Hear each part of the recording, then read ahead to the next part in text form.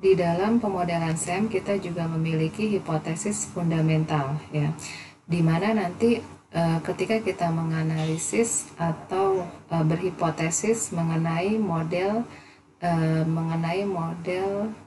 dari variabel yang kita teliti, itu nanti yang akan kita analisis datanya bukan berupa data mentah, tetapi data berupa matriks varians konvarians di antara variabel atau di antara indikator-indikator untuk variabel eksogen X dan juga indikator-indikator untuk variabel endogen atau Y.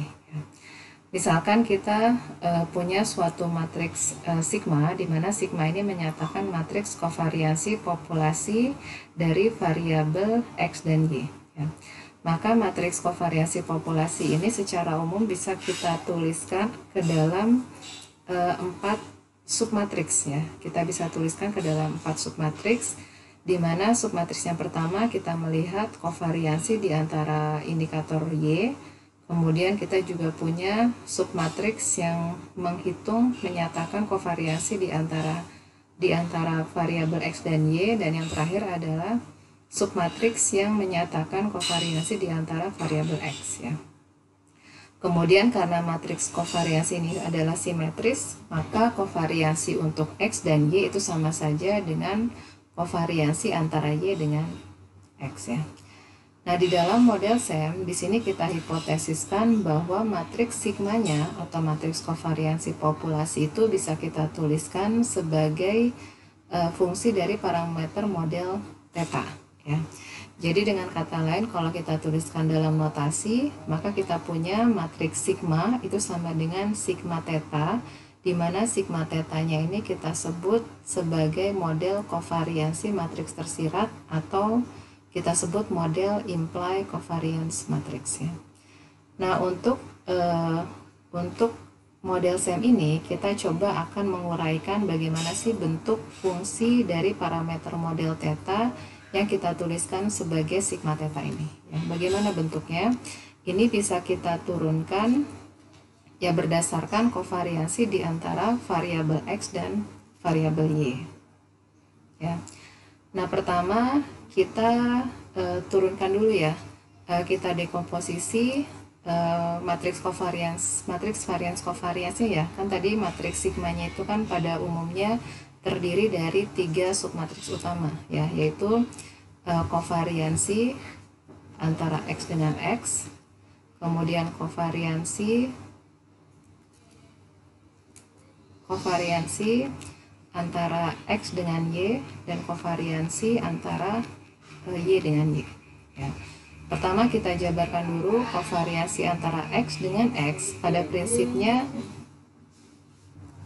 ini adalah kovariansi yang kita uraikan seperti di dalam pemodelan CFA ya. Jadi X-nya ini kita substitusi dari persamaan matriks X ya. Kita tahu bahwa tadi kan sudah dituliskan bahwa X ini bisa kita tuliskan sebagai perkalian faktor loading untuk X dikalikan dengan variabel latennya. Di sini kita tuliskan C ditambah dengan residualnya, atau di sini kita notasikan delta ya. Kemudian kita substitusi ke persamaan ya. Berarti di sini kita bisa jabarkan ya. Ini dengan operasi aljabar matematika, tidak akan saya bahas ya baris demi baris, tetapi di sini bisa kita lihat hasil akhirnya ini kan sebenarnya seperti menurunkan matriks varians kovarians dari model CFA ya, dimana kita peroleh kovariansi di antara indikator variabel X, yaitu adalah gamma X pi gamma X transpose ditambah theta delta ya, dimana matriks lambdanya ini menyatakan faktor loading dari variabel X, kemudian pi-nya ini adalah kovariansi di antara variabel laten. Kemudian yang terakhir kita punya matriks theta delta, ini adalah matriks kovariansi untuk residual dari indikator X. Berikutnya kita coba turunkan kovariansi untuk matriks kovariansi Y ya. Di sini Y-nya tinggal kita substitusi dengan persamaan matriks dari Y ya. Ini adalah gamma kita ditambah residual ya. Nah, karena Y dan Y ini adalah sama seperti ketika kita menurunkan model CFA ya. Bisa kita lihat persamaannya masih mirip seperti kovariasi antara X dengan X, di mana kita punya gamma, lambda ya. Sekarang kita punya lambda Y yang menyatakan matriks faktor loading untuk indikator Y. Kemudian kita punya kovariansi eta dengan eta ya, kovariansi di antara variabel laten eta. Kemudian lambda Y transpose ditambah theta epsilon ya. Theta epsilon ini adalah residual dari indikator variabel Y ya. Nah, sekarang untuk kovariansi di antara variabel eta ini bisa kita turunkan, bisa kita jabarkan dengan menggunakan bentuk reduce form ya, bentuk reduce dari model struktural atau model jalur untuk variabel laten eta ya. Kita tahu bahwa persamaan jalur untuk model struktural dari model SEM-nya ini kan bisa kita tuliskan eta sama dengan B. B ini adalah koefisien regresi di antara variabel endogen ya, B dikali eta ditambah gamma C ya. Gamanya ini adalah regresi dari koefisien regresi dari variabel eksogen ke variabel endogen ditambah zeta. Zeta ini adalah residual dari variabel laten eta ya. Nah, di sini bisa kita cari solusi untuk eta ya, ini sama dengan 1 minus B inverse dikali gamma C ditambah zeta. Ini kita sebut sebagai reduced form ya. Nah, dari bentuk reduced form untuk eta kita bisa hitung ya kovariansi untuk kovariansi untuk etanya ya. Tinggal kita substitusi saja ya etanya dengan persamaan reduced formnya ya, seperti ini. Kemudian kita simplifikasi atau kita turunkan sehingga kita peroleh kovariansi untuk eta bentuknya adalah seperti ini ya. Nah, kovariansi eta ini nanti kita substitusikan ke dalam persamaan kovariansi untuk variabel Y ya. Karena sebelumnya kan kita punya kovariansi untuk Y adalah gamma Y. Kemudian ini yang menyatakan kovariansi antara eta dengan eta ya. Kovariansi eta ini kita substitusi dari persamaan yang kita turunkan di sini ya. Nah, dari sini bisa kita lihat kovariansi untuk Y itu bisa kita tuliskan sebagai matriks sebagai persamaan yang merupakan persamaan dari parameter model ya. Kita punya lambda Y ini adalah faktor loading dari variabel Y. Kemudian kita punya B-nya, ini tadi adalah koefisien regresi di antara variabel endogen. Kemudian kita punya gamma, ini adalah koefisien regresi untuk eksogen, antara eksogen dengan endogen. Kemudian kita punya Pi, ya, Pi-nya ini adalah matriks kovariansi untuk variabel eksogen ya, eksogen. Kemudian untuk Psi kita punya matriks baru Psi, ini adalah kovariansi di antara variabel endogen. Kemudian yang terakhir ini theta epsilon adalah tadi ya, ini adalah matriks kovariansi untuk residual variabel dari variabel indikator Y.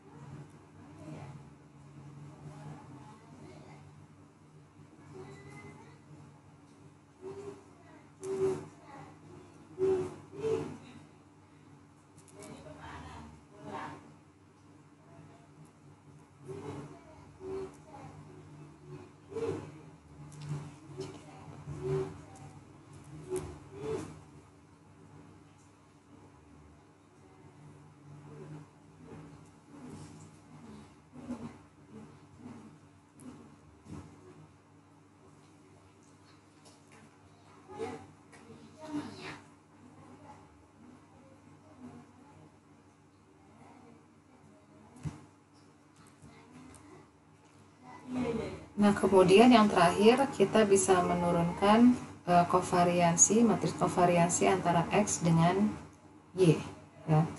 Di sini kovariansi saya langsung ke hasil akhir ya. Kovariansi antara X dengan Y ini bisa kita tuliskan sebagai matriks sebagai fungsi dari parameter model ya. Kita punya lambda, pi, gamma, b, dan lambda.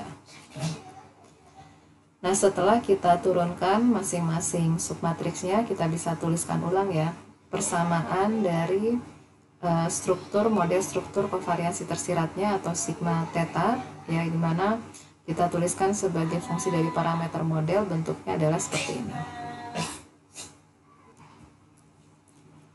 Jadi secara umum di dalam matriks kovariansi tersirat ya atau sigma theta ya, matriksnya itu tersusun dari 8 ya. Sigma theta ini terdiri dari 8 matriks parameter. Ada 8 matriks parameter model ya. Apa saja ke-8 matriks itu? Pertama, kita punya matriks yang menyatakan koefisien regresi ya. Kita punya gamma. Gamma ini menyatakan koefisien regresi, matriks koefisien regresi di antara eksogen dan endogen. Kemudian kita punya matriks B ya. B ini adalah matriks koefisien regresi antara variabel endogen dengan endogen. Kemudian kita punya lambda X dan lambda Y, masing-masing menyatakan matriks faktor loading antara variabel eksogen dan endogen dengan masing-masing indikatornya. Kemudian kita punya 4 matriks lainnya, yaitu matriks kovariansi ya. Pertama kita punya matriks kovariansi pi ya, di mana pi ini adalah matriks kovariansi antara variabel laten eksogen. Kemudian kita juga punya psi, ini adalah matriks kovariansi di antara variabel laten endogen. Kemudian kita punya theta delta dan theta epsilon ya. Ini masing-masing menyatakan matriks kovariansi antara residual indikator untuk variabel endogen dan juga variabel endogen. Nah, untuk lebih mudah memahami bagaimana bentuk dari masing-masing matriks 8 matriks parameter, di sini saya berikan contoh ya. Kita diberikan suatu diagram SEM ya. Kemudian nanti saya minta untuk menuliskan ke-8 matriks parameternya. Ini adalah contoh yang paling sederhana, di mana ini adalah sebenarnya mirip seperti model regresi sederhana, cuman ini kita analisis pada tingkatan SEM ya.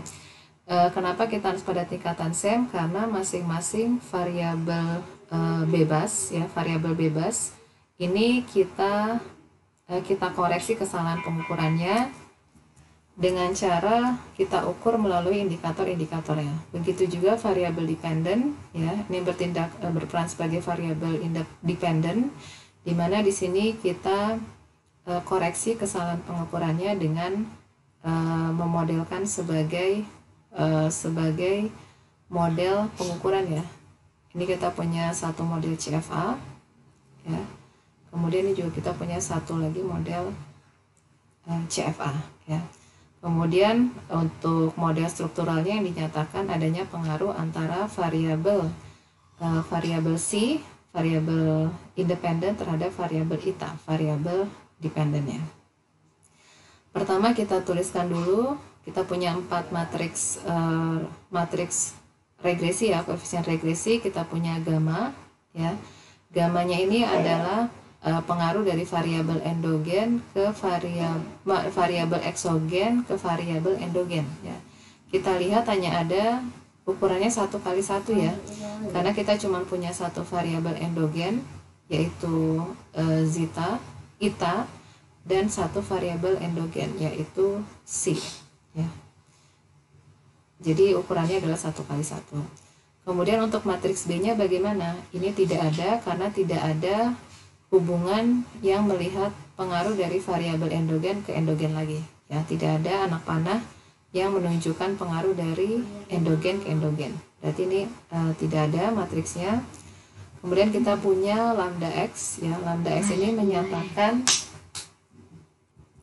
faktor loading dari variabel laten eksogen dengan indikatornya X ya.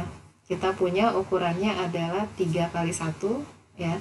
Karena kita punya 3 variabel X-nya, X2, X3 dan 1 variabel laten C ya. Nah, di sini kenapa saya berikan nilai 1? Kita tetapkan parameternya 1 untuk faktor loading lambda 11 karena di sini kita mau menetapkan skala ukuran untuk variabel laten ya dengan cara meminjam skala dari indikator X1. Kemudian kita juga punya lambda Y.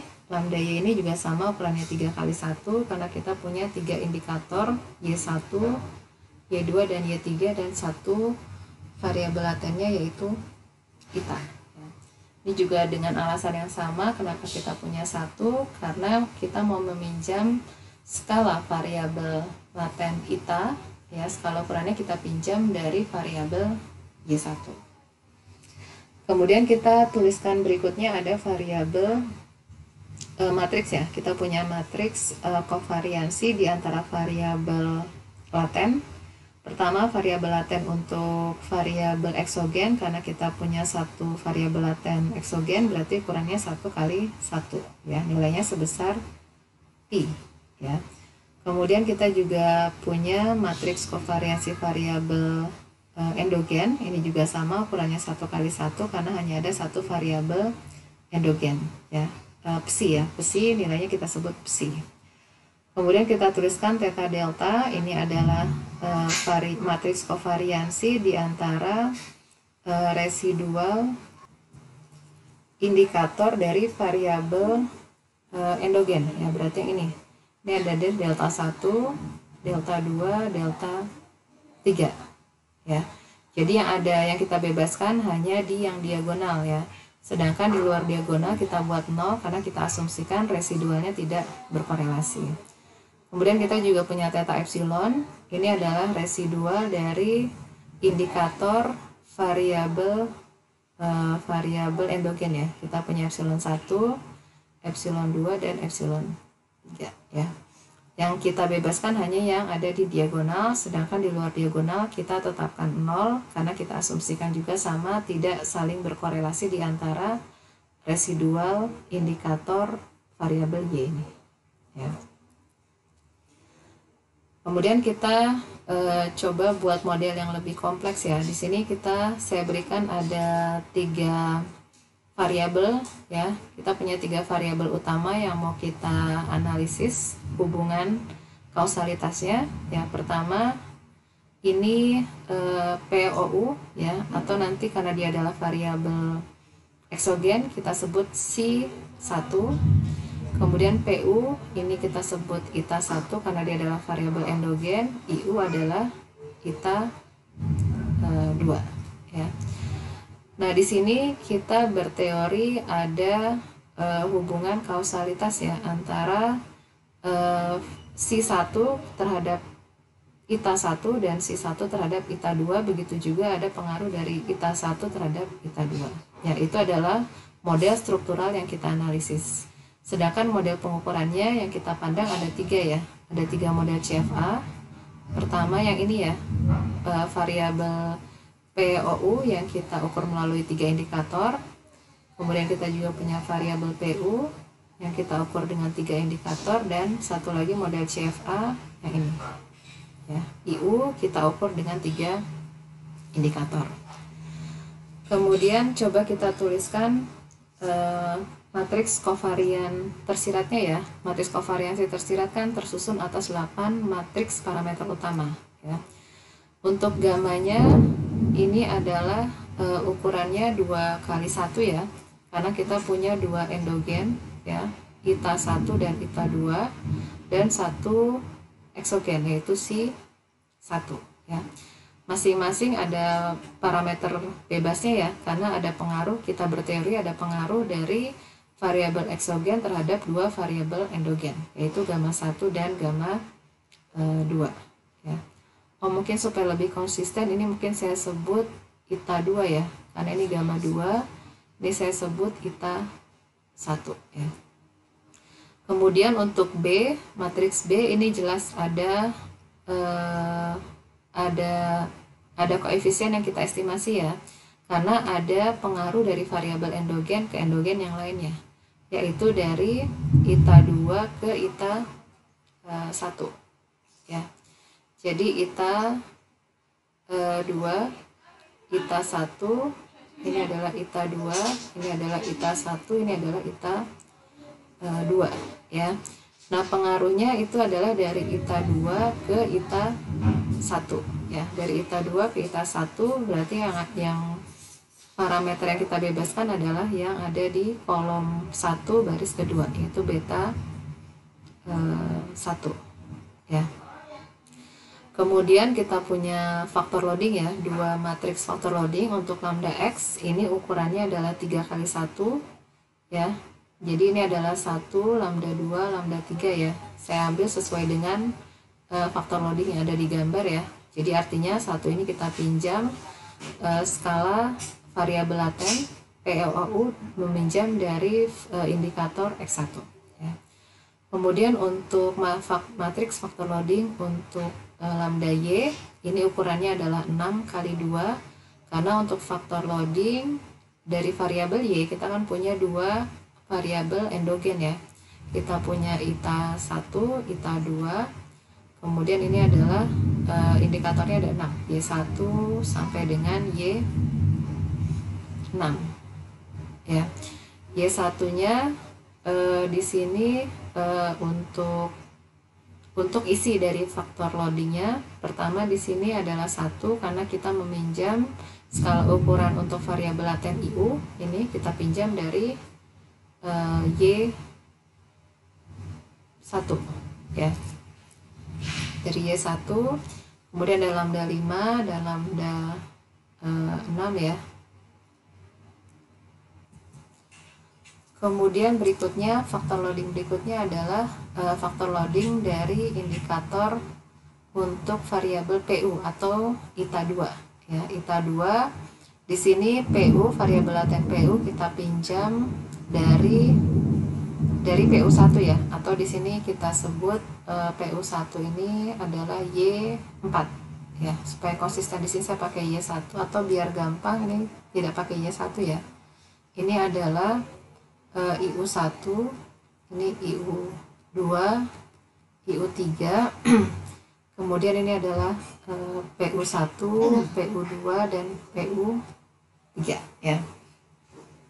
Jadi untuk matriks lambda Y ya, kita punya 1, 2, 3, 4 parameter bebas ya. Kemudian kenapa di sini 0 ya? Karena kalau kita lihat dari diagram jalur ya, untuk eta 1 atau IU ya, ini kan tidak kita teorikan atau tidak kita korelasikan dengan PU1, PU2 ataupun PU3 ya, atau tidak ada jalur yang atau anak panah yang menggambarkan hubungan dari IU terhadap indikator untuk PU. Makanya di sini faktor loadingnya 0. Kemudian setelah kita tuliskan matriks dari koefisien regresi, kita tuliskan matriks kovariansinya. Kita punya pertama matriks kovariansi untuk variabel laten eksogen ya. Untuk laten eksogen kita punya 1 variabel laten, berarti ukurannya 1 kali 1. Kemudian untuk endogen kita punya matriks kovariansi variabel endogen ya, karena ada 2 berarti ukurannya 2 kali 2 ya. Di sini kita tuliskan ini adalah eta 1, ini adalah eta 2 ya, ini adalah eta 1, eta 2 ya. Dimana kovariansi ini adalah variansi untuk yang ada di diagonal, ini kan menyatakan variansi untuk masing-masing variabel endogen ya. Kemudian untuk yang di non diagonal, kovariansinya 0 antara eta 1 dan eta 2, karena berdasarkan diagram jalur di sini kita asumsikan eta 1 dan eta 2 ini tidak berkorelasi. Makanya kita tetapkan nilainya 0 ya. Kemudian untuk theta delta ukurannya 3 kali 3, karena kita punya 3 indikator. Kemudian theta epsilon ini adalah ukurannya 6 kali 6 karena secara total kita punya 6 indikator.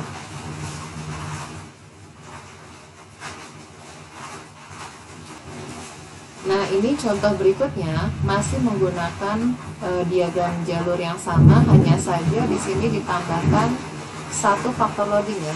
Ada faktor loading di mana di sini berteori bahwa indikator PU3 ini ternyata mengukur IU juga. Ya, jadi selain PU3 ini mengukur PU, dia juga mengukur IU.